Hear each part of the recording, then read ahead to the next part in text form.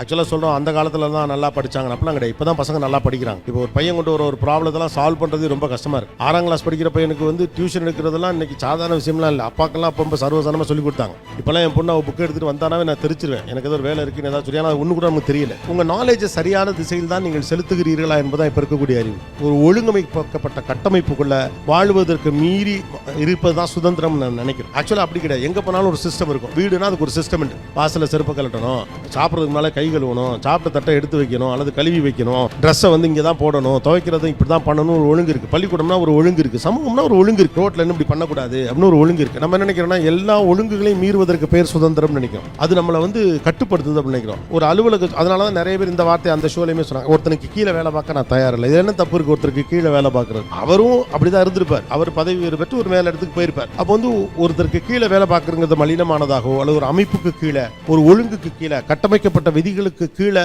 பணிந்து போறதோ அல்லது ஏற்றுக்கொள்வதோ அவமானமானதாகவோ கொஞ்சம் காலமா அப்படி ஒரு கேம்பெயின் நடக்குது. அது இந்த மாதிரி தோண வைக்குது. நான் யாருக்கும் கீழே இருக்க மாட்டேன் அப்படிலாம் நீங்க இருக்கலாம் முடியாது. அப்படி தேவையும் கிடையாது. நீங்கள் ஏதோ ஒரு கட்டத்தில் ஒருவர் சொல்வதை கேட்கல, எந்த தப்பும் கிடையாது. ஒரு வாத்தியார் சொல்றதை கேளுங்க, அம்மா சொல்றதை கேளுங்க, அப்பா சொல்றதை கேளுங்க. யார் சொல்றதையும் கேட்காத ஒருத்தன் சொல்றதை எப்படி உலகம் கேட்கும்? when you guys are ready to listen, people will listen to you.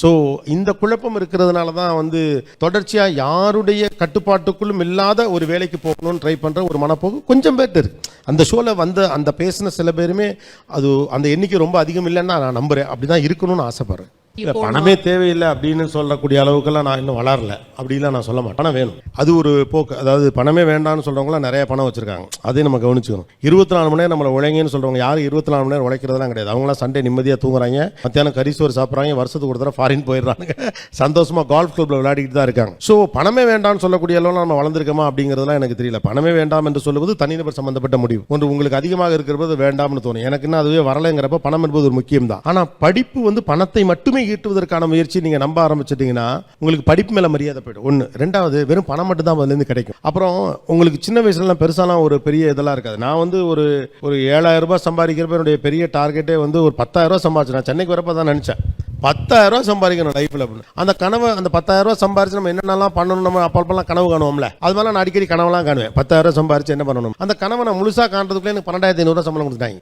அப்போ உங்களோட வேல்யூ என்னன்னு உங்களுக்கு தெரியாது. பணத்தை வச்சு உங்களை நீங்க மதிப்பிட பார்த்தீங்கன்னா உங்களோட வேல்யூ என்னன்னு தெரியாது. ஸோ உங்களோட வேல்யூ பத்தி ஒரு கனவு காண்றது ரொம்ப நல்லா இருக்கும் அப்படின்னு நினைக்கிறேன். அதுக்காக பணமே வேண்டாம், நீங்க வந்து படிச்சுப்படிலாம் வீட்டில் சும்மா இருங்கலாம் நான் சொல்ல தயாரில்லை. நம்ம வளரணும், நமக்கு தேவைப்படுது, பணம் தேவைப்படுது, அதற்கு படிப்பு ஒரு வகையில் உதவுகிறது. ஆனால் படிப்புடைய நோக்கம் விஸ்டம் தான், வெறும் பணம் சம்பாதிப்பது மட்டுமல்ல. பணம் சம்பாதிப்பதுன்னு மட்டும் நீங்க முடிவு பண்ணிட்டீங்கன்னா உங்க வளர்ச்சி மட்டுப்பட்டு போகும்னு சொல்றேன். ஏன்னா உங்களுக்கு இப்ப இருக்கக்கூடிய கணக்கை வச்சு தான் தோணும் இல்லையா? இப்போ இங்கேயே கேட்டீங்கன்னா உங்களுக்கு ஒரு லாட்டரி தர்றேன், உங்களுக்கு எவ்வளவு விளையாடுன்னு கேட்டீங்கன்னா 1 கோடி பேர்னு சொல்லுவாங்க 2 பேர். சில பேர் 4 கோடி ரூபா சொல்லுவாங்க, மிஞ்சி போனால் 5 கோடி ரூபா சொல்லுவாங்க. 1000 கோடி ரூபாலாம் யாரும் சொல்ல போறதே இல்லை.